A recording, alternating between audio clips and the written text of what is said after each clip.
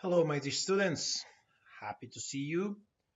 Today, we're going to talk about non-ordinary states of consciousness and more specific psychedelics. There are many ways of altering consciousness. You are familiar with some of them: shamanic drumming, meditation, fasting, holotropic breath work. There are many ways to have what is called a non-ordinary state of consciousness, usually sometimes called altered state of consciousness.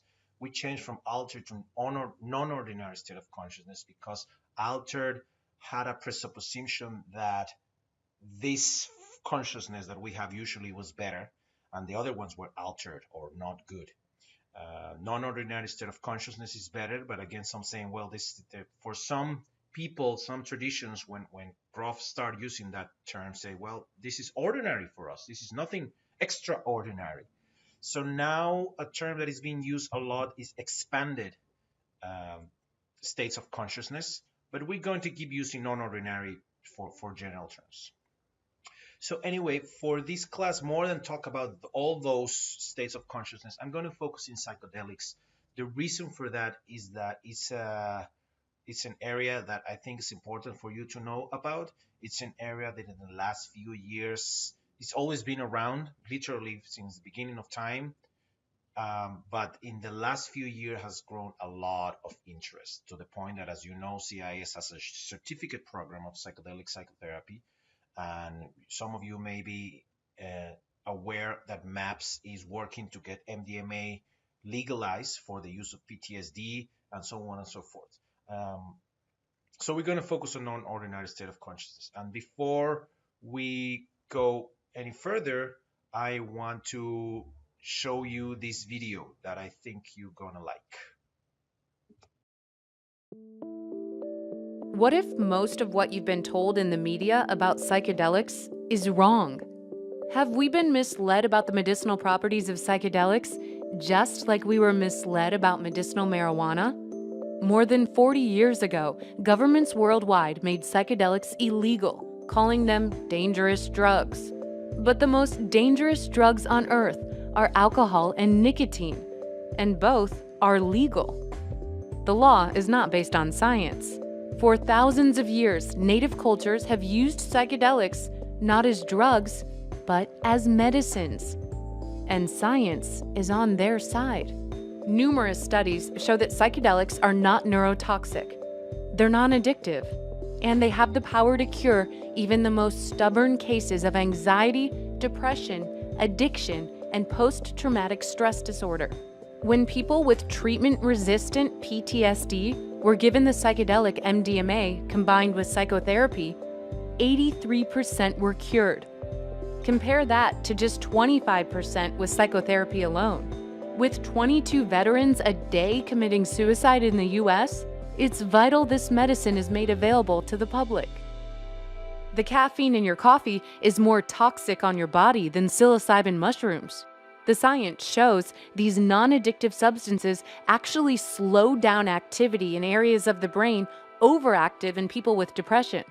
In one study by the Johns Hopkins University School of Medicine, 80% of subjects who were given psilocybin said the experience increased their sense of well-being and life satisfaction, and 30% called it the single most important experience of their lives.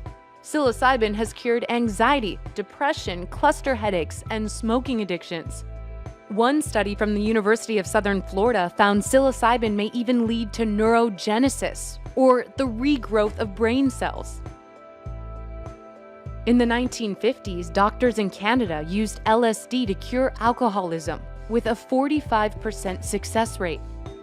Even Bill Wilson, who founded Alcoholics Anonymous, used LSD to cure his debilitating depression. Wilson unsuccessfully tried to get LSD added to the 12-step program, saying its ability to spark introspection and spirituality was the essential first step. And a recent study shows LSD significantly reduced anxiety in people with terminal illness. A study finds long-term use of the psychoactive cactus peyote does not cause cognitive or psychological harm. Peyote use is legal in 6 states across the U.S., and Native Americans have consumed the plant for hundreds of years to connect with a deep sense of spirituality. DMT, or dimethyltryptamine, is a psychedelic compound produced profusely in nature and even inside the human brain. In one study, Dr. Rick Strassman proved DMT can be safely given to people. Those who participated in Strassman's study reported having intense spiritual experiences and communicating with a higher intelligence while on DMT. Ibogaine is derived from a West African shrub, and it's known for helping people kick stubborn heroin and prescription pill addictions without experiencing withdrawal. The science shows long-term drinkers of the Amazonian psychedelic brew ayahuasca have increased levels of serotonin. That's the brain chemical that regulates happiness, and ritual ayahuasca drinkers are less likely to have addictions. Western medicine tends to just treat symptoms, ignoring the root cause of many illnesses: trauma. We've all had trauma, and when we don't process it and purge it from our minds, trauma manifests itself in our bodies as unexplained pain, sickness, depression, anxiety, PTSD, cancer. The list goes on and on. When taken with the right mindset in a safe setting, psychedelics can heal trauma. When people consume these medicines, they enter a dreamlike state where a lifetime of traumatic memories are unlocked and processed, detaching the fear and emotion from the memories and creating new neural pathways. Some describe psychedelics as 30 years of therapy in one night. One of the greatest human rights tragedies of this century is that the general population does not have access to these medicines. Journalist Graham Hancock noted, quote, "At the deepest level, our consciousness is what we are. To the extent that if we are not sovereign over our own consciousness, then we cannot, in any meaningful sense, be sovereign over anything else either." Psychedelics are empowering. They put the power back into your hands and show you you can heal yourself from within.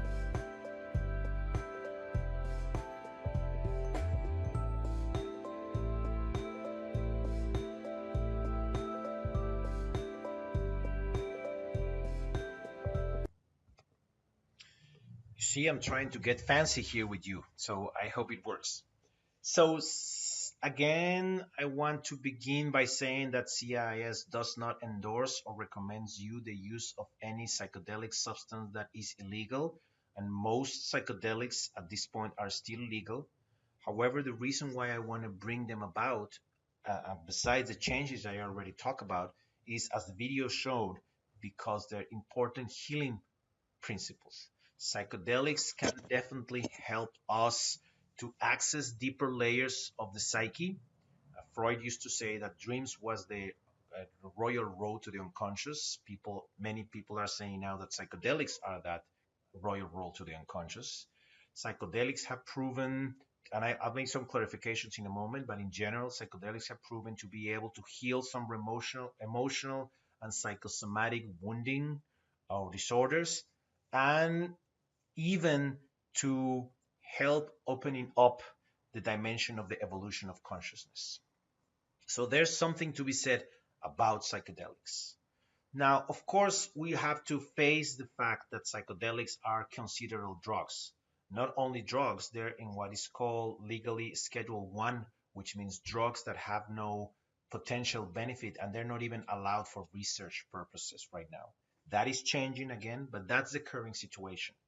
So let me make a distinction between the different type of drugs, substances, and where the psychedelics fit in that scheme. So when talking about drugs, to make a very, very simple distinction, we can talk about uppers, downers, contractors, and expanders. And this is a very simple definition that has to do with what they do to consciousness. So we have uppers, that are those that give you extra energy. Uh, they usually do it by robbing energy. For example, caffeine gives you energy, but by the end of the day, since what it did is that used your the energy of your day, by the end of the day you feel really, really tired. but that's what it does. It gives you, it ups you up, it makes you go faster. Cocaine is perhaps the best example of an upper. Ritalin is another, and they're very addictive. Cocaine is very addictive in many ways, and many of us know of the symptoms of caffeine withdrawal at sorts. So those are the uppers. Then we have the downers. The downers basically send you to sleep.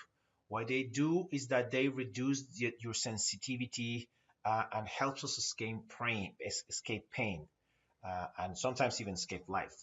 Alcohol is for sure a downer, even though sometimes it makes us feel more alive. What happens, I like to say that ego is soluble in alcohol. So our super ego, not so well the ego, the super ego is soluble in alcohol. So we feel better because we don't feel so much pressure from the super ego. But eventually it gets us down. Other downers are the barbiturics. Um, Marijuana sometimes can be considered a downer, although sometimes it can be an expander. Well, that's that. What they do in general is that they depress the central nervous system and relax the body. So you can see why, for some people, downers are appealing. Then we have contractors. Contractors are those that, as the name suggests, contract consciousness. You stop feeling, you stop paying attention. You don't produce visceral pleasure. Your consciousness gets reduced, and you just begin to feel pleasure. And they, for the same reason, reduce anxiety. The best example of that are the opiates and heroin are contractors. And finally, in this very simple classification, we have expanders. Expanders are substances, either natural or synthetic, that, as the numbers say, they expand consciousness, and I talked about consciousness last week, and change reality, last class, and perception. Psychedelics, the word psychedelics, as I said, has to do with mind manifesting, or now we use the word entheogens, which means God within. Some like it because it gets rid of all the 60s paraphernalia. Some don't like it because they have a very obvious spiritual reference to it by talking about God within. But anyway, those are the four tops. Groff likes to call psychedelics non-specific amplifiers of consciousness. There, some of the characteristics, the main characteristic, one of the big characteristics of psychedelics is that they don't cause dependence. And of course, in dependence, we have to say, make a distinction between physical dependence, which is when your body asks for something, and psychological addiction. Some substances, for example, amphetamines or cocaine, cause physical dependence, and pretty much anything can cause psychological addiction. If we can get addicted to work, we can get addicted to anything. But anyway, psychedelics. Once we have this distinction and we make clear that we're not talking about drugs, we're talking about psychedelics because they have particular and specific characteristics. Even within psychedelics, and Brand makes this distinction, we can talk about true psychedelics, which from there we have LSD, psilocybin, which is the active compound in mushrooms, mescaline, which is the active ingredient or compound in peyote, and DMT, which is the active compound in ayahuasca. Those are called the true psychedelics, which are basically, when we talk specifically about psychedelics, these are the ones that are expanders of consciousness. Then we had all the tryptamine, all those derived from tryptamines, which are called empathogens. And there's a huge family of those, but the most famous of them is MDMA, usually called ecstasy, although we need to make a distinction because ecstasy is the street version of MDMA and usually contains other stuff, contains some amphetamine, contains some caffeine, to make you speedy, or some other stuff, cocaine sometimes, to make you speedy, and that's the party drug. So we need to make that distinction between MDMA, the pure compound, and E, or ecstasy, which is what you get at raves and on the street. And pathogens, the name suggests that they are feeling enhancers. They open their heart. Brand calls them the psychological substance or drug per excellence because it lowers the defenses and allows us to get in touch with psychological material that has been repressed or that is scary or painful by lowering the defenses and allows us to process it. That is, by the way, the reason why in PTSD MDMA is so promising and so useful, because what happens in PTSD is that a very painful situation, we cannot process it, and that is the problem. It gets stuck in the body and we cannot even touch it. But with psychedelics, what happens is by reducing the defenses and reduces our anxiety, we can go and safely visit those same experience without getting triggered or getting re-traumatized. We'll talk more about class about these specifics. But anyway, I wanted to mention this. Now, let's talk about the realm of consciousness. And for this, I'm going to follow Stan Grof cartography. Stan Grof worked many years with psychedelics, mostly LSD, but not only. And he developed, by working with a lot of people, a cartography of the psyche. That's how he called it. And the idea is this cartography can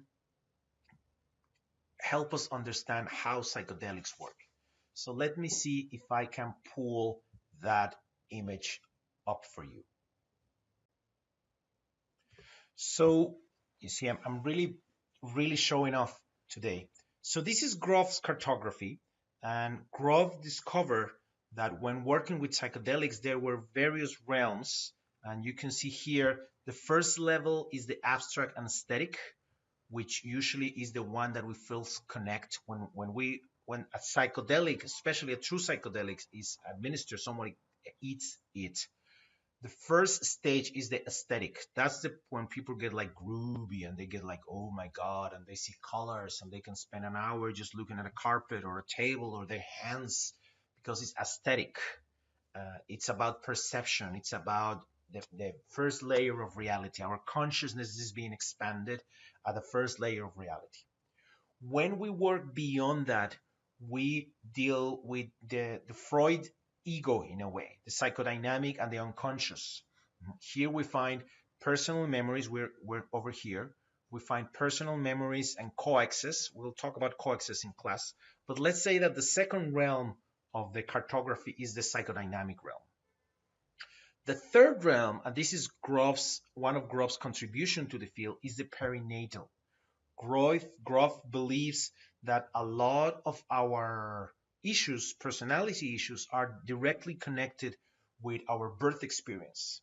And he talks about four perinatal matrices. The first one is the good or bad womb. The second one is the contractions. And the third one is the down the birth canal. And the fourth is the birth itself. I'm not going to talk about this here in this video because I think this is some that is better understood with a face-to-face explanation. But I want you to get that these three layers are the personal layers. And he realized, and he found out that when you keep working with this, eventually you get to the transpersonal level. And Grof was one of the first proponents of this word. And the transpersonal is when you go to what Jung could call the reign of the archetypes, or some could call the lane beyond ego, time, or space, and you can have experience of being one with cosmos, or experience of plant consciousness, or etc., becoming a plant, becoming an animal, becoming someone else. So it's a place where we go beyond our ego, beyond of our time and space,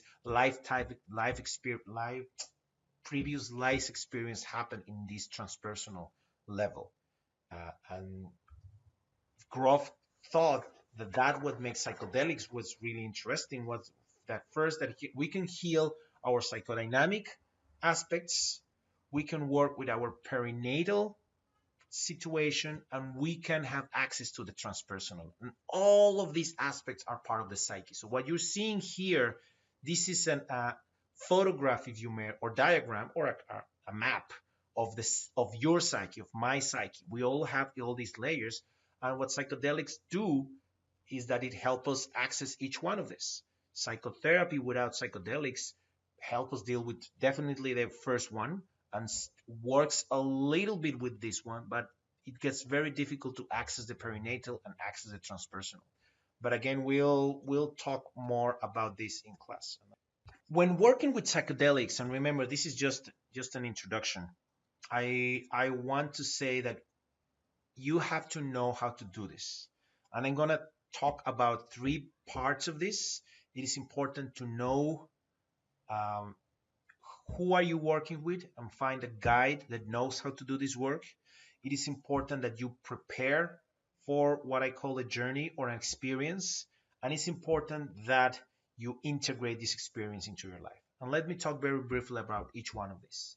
So the guide, it's not uncommon for someone to say, hey, I sit for you. I'll do a journey. I've done it before. You do it. And that's good. But in the traditions and in life, it's better to know someone that knows the territory. It's better to work with someone that has done their own work and knows what to do in order to help you navigate what is called a bad trip. There's not really such thing as a bad trip when you have someone help you go through it. But when you don't have that, a trip can be a grueling, painful, hellish experience. And some of you may have had those experiences. So anyway, it has to be someone that you trust. Trust is very important because you're going to be regressing and you're going to be going to difficult places and situations that if you don't trust the person, it's going to make it difficult. It's going to really make it really difficult for you. It has to know something to someone that we'll talk about integration, someone that knows how to help you integrate this into your life. I am a believer that the psychedelic experience only makes sense when you use it as part of something that is going to help you grow and become a better human being. If you're just only doing it for kicks, it may be a good experience, it may be recreational, but it's not necessarily going to be healing. Although some these substances are so powerful that sometimes even those experiences can be healing. But again, I am talking here about the use of psychedelics for healing or and growth, not recreational. That's a very important distinction to do. Preparation. It's impossible to talk enough about preparation, but as you probably heard back in the 60s when they researched psychedelics, they realized that there was such a thing called the set and the setting. Differently from other substances, for example, in cocaine, it doesn't matter where you take it, it's going to have the same impact on you. When you take a psychedelic, the mind frame, the mindset that you have when you take it, and the situation where you take it is going to have a huge impact. So, in order for a psychedelic to be really healing, it is important that you take it, that you prepare yourself internally, psychologically, and emotionally for the experience. It is important that you have a clear intention of why you're doing this type of work. And it's important that you're doing it in a place where you feel physically and emotionally safe. That's why even in the laboratories, when you're doing research, they don't do it in a kind of these hospital beds. They do it in a couch in a nice place where people feel safe, and that can help you do it. We can talk a lot about the setting, the physical setting, the weather, the atmosphere. Is different when you do it by yourself and when you do it with a bunch of people. It's different when you do it with a ritual that when you do it on your own, just without any ritual. All of those aspects are are important that need to be taken into consideration. Of course, you also need to take into consideration your personal health. Can you take a psychedelic? Are there any risks? Blood pressure, heart condition, etc., etc. See, a previous psychotic experience that might not be recommended for you to take a psychedelic. So all of these things have to be taken into consideration if you want to do this right. And there is a right and many wrong ways to do that. Finally, not finally, the journey itself. The journey itself, it is important to know how, and that's why the guide again is important. It's important that you know how to work, that your guide knows how to work with energies, how to work with music, how to work with the body, because the psyche, remember, is going to be working in all these layers. So it's a real opportunity to heal somatically, heal psychologically, heal emotionally, and heal something that, who knows, may come from a previous life or your birth process. And someone that knows how to work with all of that.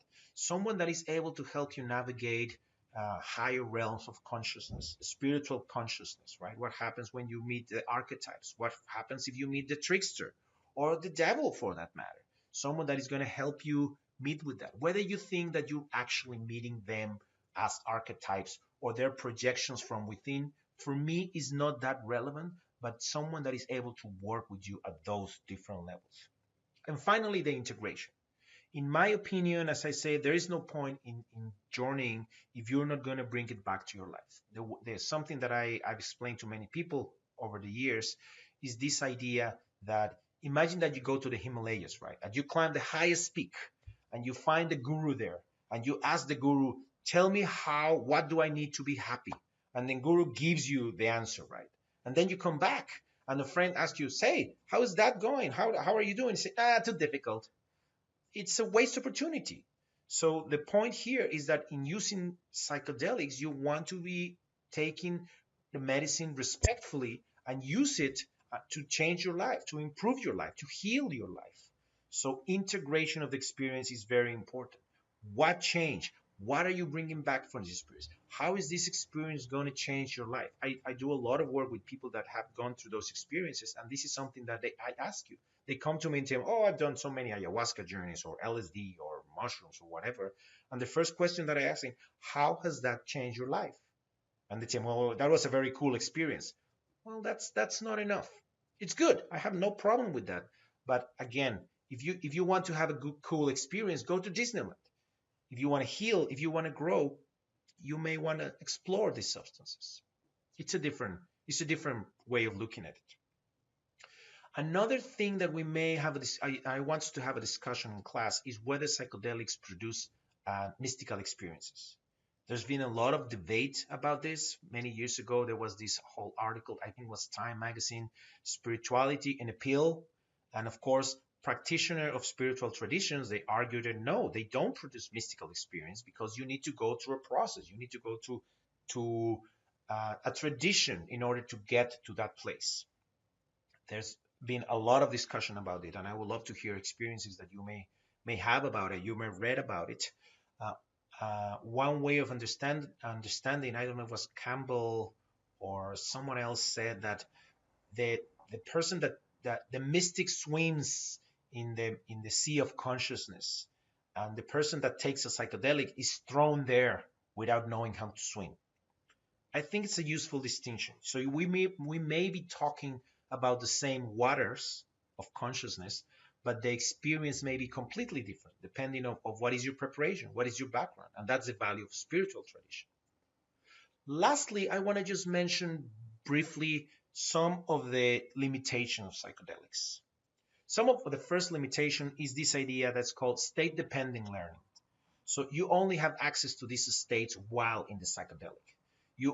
Many of you have heard of the Burning Man romance, right? You take MDMA, you fall in love with someone, and then when you come back, you just cannot connect. So you need to take the substance again, and then you can connect again. And that is something that is problematic. And again, remember, the idea is to bring whatever you get from that realm, bringing that into this realm. So state dependent learnings. The second ones is this idea that psychedelics sometimes just bypass the ego defenses, but don't transform them. So if you don't know how to do the work, when you come back, of course, those defenses go back up. There's some research that says that not may always be the case, but again, you can see again the importance of integration. It is through integration that we're going to make sure that people don't go back to the same place. Psychedelics are not a silver bullet. They're not magic, even although magic mushrooms may suggest otherwise. They can produce profound results when you work well with them. But if the work is not well done, if there's no clear integration, it may be actually harmful. And a lot of people have been harmful for not having a good guide, for not being in the right place, not having the right preparation, or not being able to integrate whatever that happens. So that is a problem. This whole thing about psychedelics themselves may shoot someone into the realms of higher consciousness, but they don't build structure. They produce a psychedelic or a mystical state, but you need to build the infrastructure to make that sustainable. And that's what the spiritual traditions give. That's why if a person that takes a psychedelic does not really become enlightened in that moment, they can come back and continue being a not really nice person because they have the experience, but not they don't have the infrastructure to make it something permanent. So that's another limitation of psychedelic. And the last one is that they may cause some inflation, some ego inflation. If there's some psychopathology like narcissism, for example, you become, oh, I'm God, and that means that I am the center of the universe. Again, if you without proper guidance, you can get a mistaken understanding of who you are. You are God. I'm here to tell you, yes, you are God, just as I am God. But that's not such a big deal. Or yet again, it is a big deal, but it's not as big as you think. And if you think that you're too important, you probably haven't got it yet. So anyway, that was a first attempt to tackle the topic of psychedelics. I hope you like my new technological skills, and I'll see you in class. Thank you.